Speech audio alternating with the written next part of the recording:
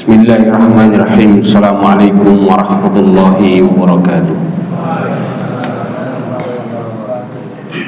Innal hamdalillah nahmaduhu wa nasta'inuhu wa nastaghfiruh wa na'udzu billahi min shururi anfusina wa min sayyiati a'malina. May yahdihillahu fala mudilla lahu wa may yudlilhu fala hadiya lahu. Asyhadu an la ilaha illallah wahdahu la syarika lahu wa asyhadu anna Muhammadan abduhu wa rasuluhu la nabiyya ba'da. Allahumma salli wa sallim wa barik ala nabiyyina Muhammad sallallahu alaihi wa ala alihi wa ashabihi wa man tabi'ahu bi ihsanin ila yaumiddin wa ba'd. Hadirin jamaah yang dirahmati oleh Allah, puji syukur kepada Allah Subhanahu wa taala senantiasa kita panjatkan kehadirat Allah Subhanahu wa ta'ala atas limpahan karunia dan nikmatnya yang diberikan kepada kita, sehingga pada hari ini kita bisa menuntaskan ibadah puasa kita. Walhamdulillah, kita bisa sempurnakan dengan ibadah yang lainnya. Salawat dan salam senantiasa kita aturkan, kita ucapkan kepada Rasulullah Muhammad sallallahu alaihi wasallam. Qala Allah Ta'ala fil Qur'an Karim, a'udzu billahi minasyaitonir rajim. Ya ayyuhalladzina amanu taqullaha wa qulu qawlan sadida yuslih lakum a'malakum wa yaghfir lakum dhunubakum wa may yuti'illaha wa rasulahu faqad faza fawzan 'azima. Shadaqallahul 'azim. Hadirin yang dirahmati Allah, Allah Subhanahu wa taala berpesan dalam ayat yang saya bacakan tadi, wahai orang-orang yang beriman. Ini memiliki kesamaan dengan firman Allah tentang kewajiban ibadah puasa. Allah mengawali dengan kalimat ya ayyuhalladzina amanu. Kalimat berikutnya Allah Subhanahu wa taala memerintahkan kita untuk bertakwa. Ya ayyuhalladzina amanu taqullah. Dan ayat ini juga memiliki kesamaan dengan tujuan Allah Subhanahu wa taala memerintahkan kita berpuasa di bulan Ramadan, la'allakum tattaqun, supaya kita bisa menjadi orang-orang yang bertakwa. Hadir yang dirahmati oleh Allah, karena takwa demikian pentingnya, yang artinya takwa itu adalah takut atas siksaan Allah Subhanahu wa taala. Dan orang yang akan mendapatkan siksaan Allah Subhanahu wa taala adalah orang yang melanggar larangan Allah Subhanahu wa taala. Itu yang pertama. Yang kedua adalah karena dia tidak melaksanakan perintah Allah Subhanahu wa taala. Dan karena dia adalah orang yang tidak mengerti tentang arti kebajikan dan kebaikan, sehingga pahala dia tidak banyak dapatkan selama hidup di dunia. Justru dia memperbanyak diri dengan dosa-dosa. Itulah yang disebut dengan fajir, orang yang durhaka kepada Allah Subhanahu wa taala. Hadirin yang dirahmati oleh Allah Subhanahu wa taala, Allah Subhanahu wa taala perintahkan kita berpuasa. Sering kita disampaikan bahwasanya puasa ini adalah bulan rahmat, bulan penuh barakah, bulan dilipat gandakan pahala, dan bulan Allah Subhanahu wa taala turunkan Al-Qur'an di dalamnya. Bulan Ramadan juga disebut dengan bulan tarbiyah, karena masa waktu puasa yang memakan waktu 1 bulan lamanya. Tentu waktu 1 bulan ini ada sesuatu yang kemudian tercetak, terbiasa.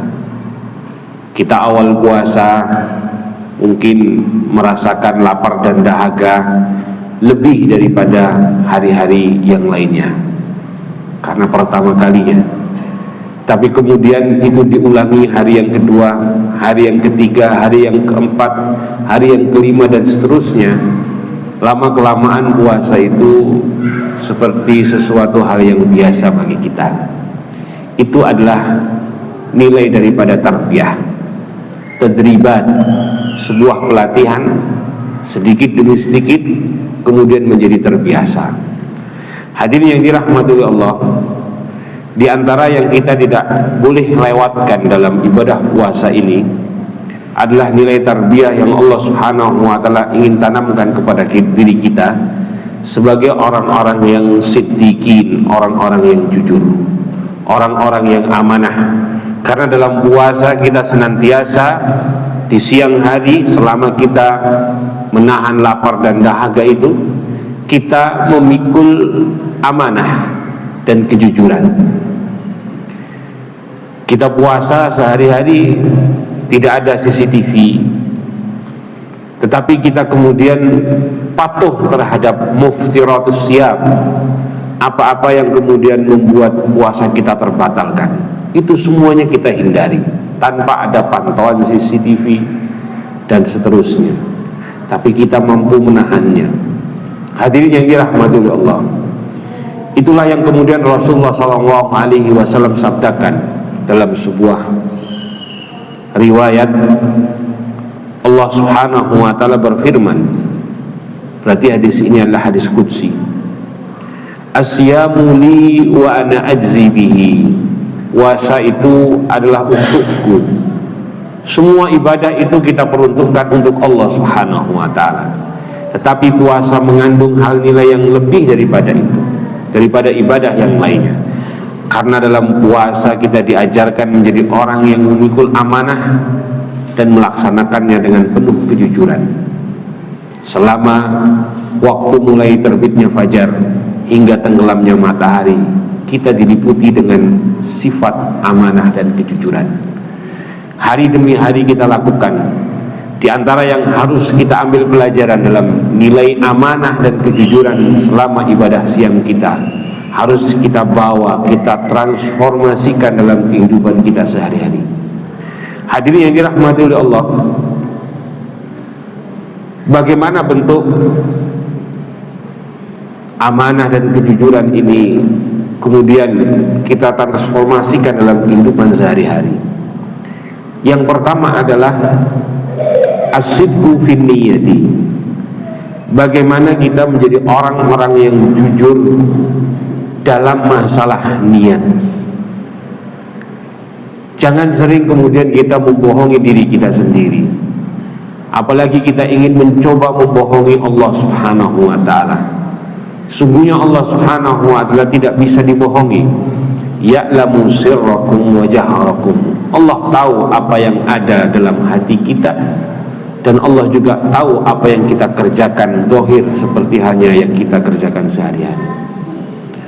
Hadirin yang dirahmati oleh Allah, as-sidqu fin niyah, jujur dalam niat ini akan membawakan kita kepada nilai-nilai kebaikan, sebagaimana yang Rasulullah SAW sabdakan, alaikum bisidqi, wajib bagi kalian orang-orang yang beriman itu menjadi orang-orang yang jujur.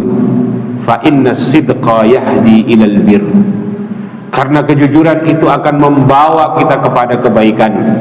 Wal bir yahdi ilal jannah, dan kebaikan-kebaikan itu akan menghantarkan kita ke dalam surga.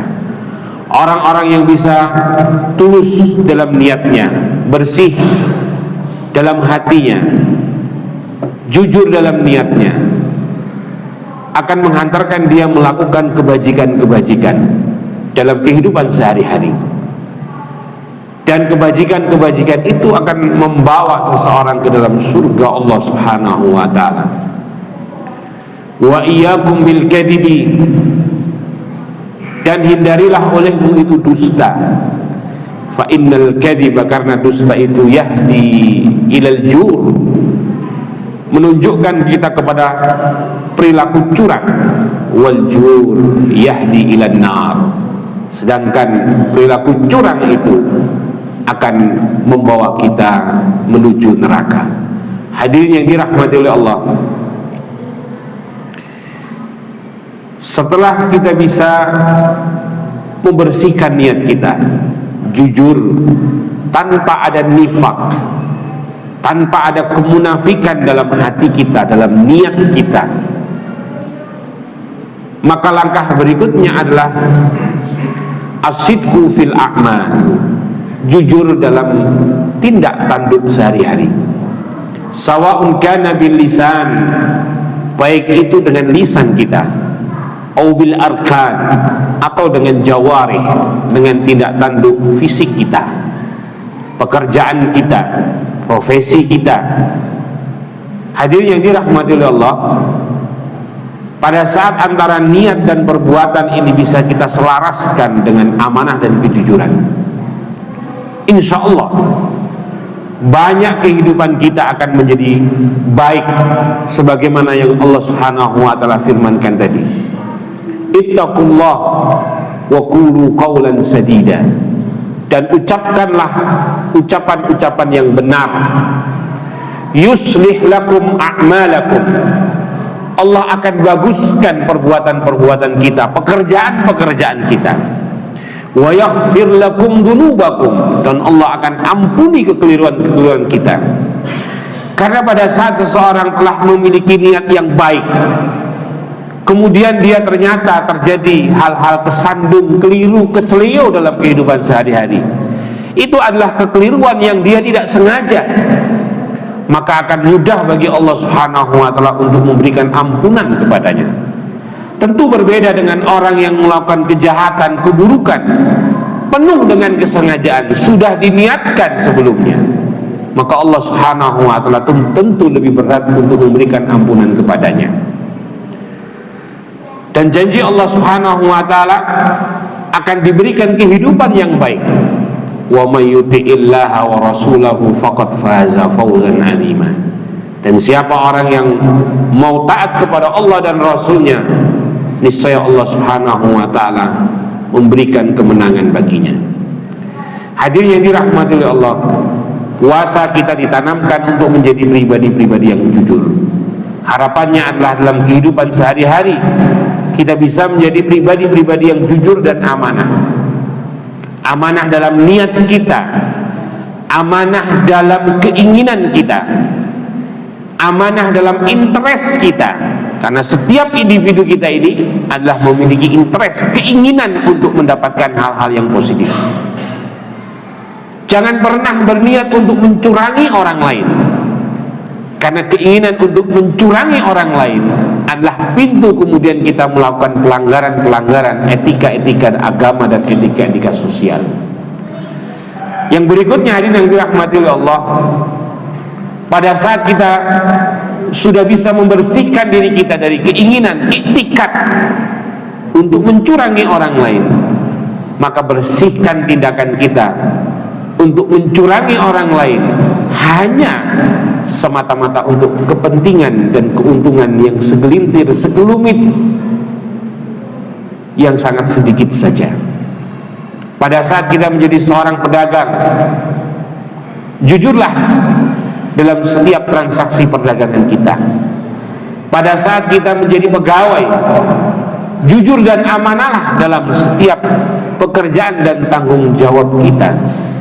Pada saat kita menjadi pemimpin, jujurlah dalam setiap janji-janji kita, amanah kita, jangan kemudian dipelesetkan.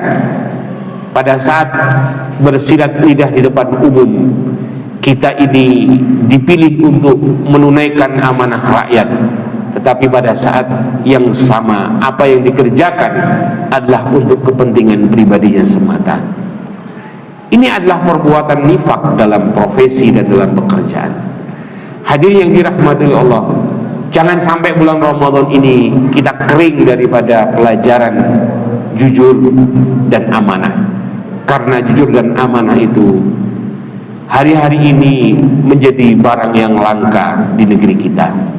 Semoga dengan Ramadan kali ini jujur dan amanah itu bisa tersemaikan dalam setiap hati pribadi orang-orang muslim, yang kemudian pasca Ramadan nanti kita bisa mendapatkan kehidupan yang tenang, penuh dengan kejujuran, saling mempercayai satu sama lain, karena setiap orang bisa dipertanggungjawabkan lisannya.